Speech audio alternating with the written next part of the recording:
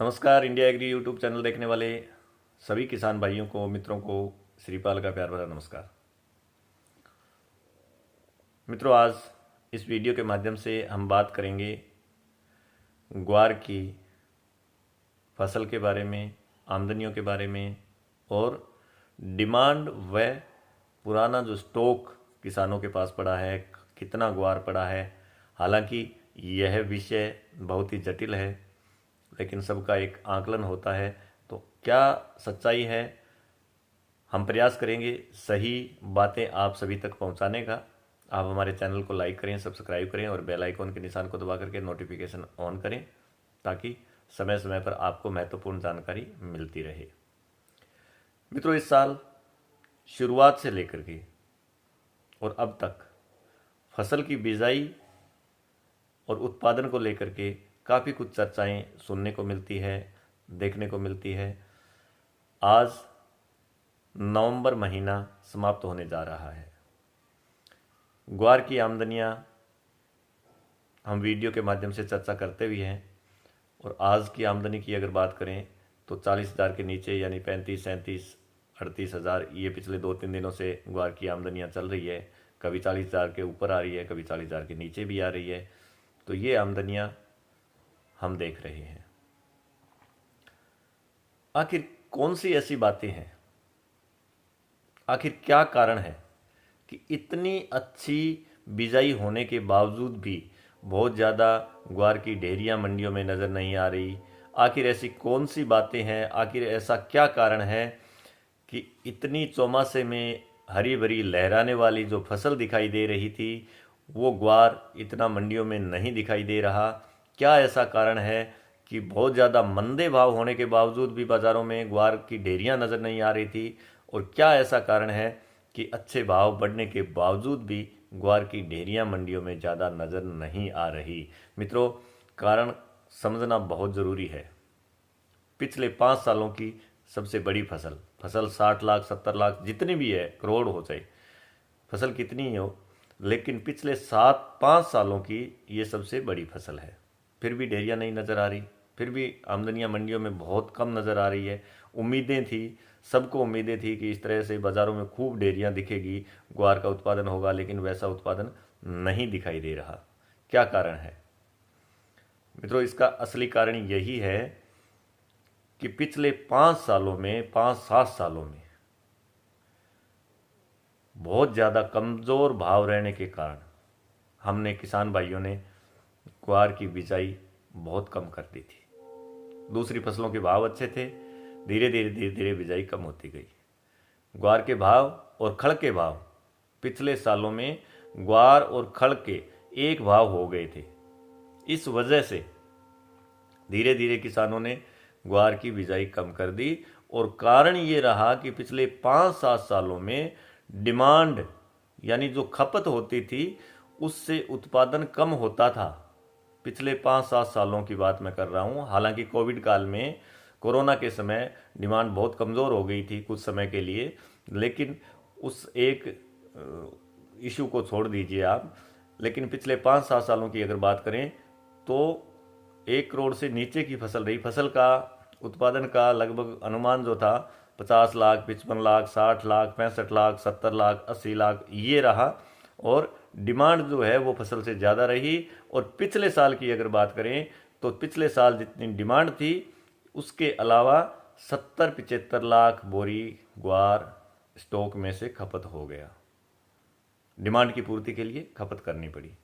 तो कुल मिलाकर के मेरे कहने का मतलब ये है कि किसान भाइयों के पास जो ग्वार था, कोविड काल में उस समय मंदी आने के कारण और मंदे भावों में किसान भाइयों ने भी ग्वार खूब बेचा, व्यापारी भाइयों का भी ग्वार बिका, तो धीरे धीरे ये स्टॉक कम हुआ। और अब आज के दिन लोगों के पास, किसानों के पास जो बहुत ज़्यादा पुराना स्टॉक पड़ा था, वैसी स्थिति नहीं है। बहुत ही कम स्टॉक किसानों के पास आज के दिन बचा है। कारण ये था कि बिजाई कम हुई और ज़्यादा स्टॉक बढ़ा नहीं।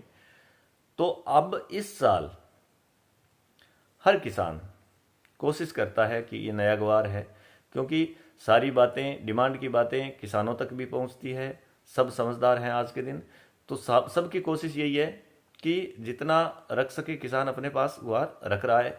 उसको भी भाव देखने हैं, उसको भी ये देखना है। कारण ये है कि एक समय ऐसा था कि ग्वार के भाव 30,000 हुए थे।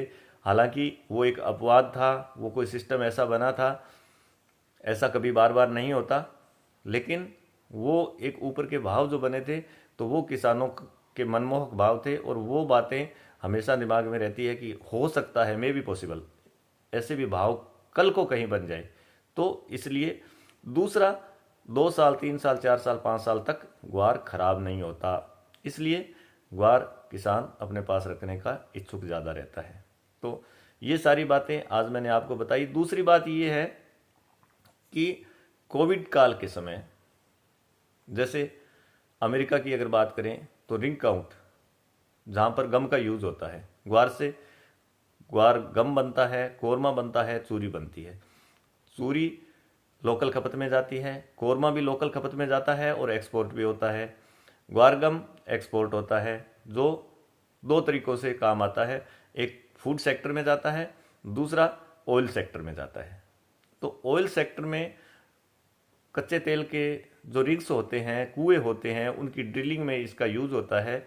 और वो कुएं लगातार कोविड काल में जो बहुत कम हो गए थे, वहां से लगातार बढ़ते जा रहे हैं, धीरे धीरे धीरे धीरे बढ़ते जा रहे हैं। और 627 हर हफ्ते इसके डेटा आते हैं, और इस हफ्ते भी बढ़ करके आए, और 627 यानी 625 के आसपास वो पहुंच गए हैं, जो पिछले 2 सालों में ज़बरदस्त उनमें बढ़ोतरी हुई है। तो एक उम्मीद कि लगातार डिमांड बढ़ सकती है। अच्छे लोगों का भी ये मानना भी है कि पिछले साल से इस साल डिमांड जो है वो 20-25% या 15% कुछ ज़्यादा रह सकती है।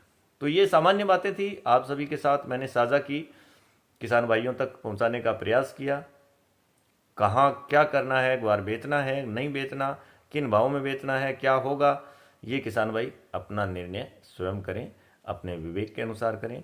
क्या भाव होंगे, क्या नहीं होंगे, इन बातों पर अपना कोई किसी को सुझाव नहीं है, कोई विचार नहीं है। एक सामान्य बातें जो होती है वो हम वीडियो के माध्यम से करते हैं। सामान्य जानकारी आप सभी तक पहुंचाने का हमारा प्रयास रहता है। निर्णय किसानों को करना है। अब बात करते हैं सरसों की। तो सरसों में भी आज कुछ मंदी देखने को मिली। हालांकि फॉरेन मार्केट बंद थे आज, और अपने मंडियों में ढेरियां जो है वो पिछले 2 दिनों से धीरे धीरे थोड़ी सी मंदी की तरफ बढ़ रही है, और 6,000 के आसपास 6200-6300 तक अच्छी कंडीशन की जो सरसों है वो ढेरियां बिक रही है। नरमा की बात करें तो नरमा लगातार 2 दिनों से 9,000 के आसपास टिका हुआ है, कभी 100 ऊपर कभी 100 नीचे। तो ये भाव नरमा के रहे। फसल की सरसों की बात करें वो अगले वीडियो में करेंगे, क्योंकि ये वीडियो काफ़ी लंबा हो चुका है, और अगले वीडियो में हम सरसों की फसल की बात करेंगे। सरसों की फसल में कुछ गड़बड़ है, कुछ समस्याएं हैं, कुछ दिक्कत है, तापमान को लेकर के, ग्रोथ को लेकर के कुछ प्रॉब्लम्स है। तो वो मैं आपको वीडियो भी दिखाऊंगा, और अगले वीडियो में हम सरसों की फसल के बारे में भी बात करेंगे। आप हमारे इस चैनल को लाइक करें, सब्सक्राइब करें। आप सभी का बहुत बहुत धन्यवाद। वंदे मातरम, जय हिंद।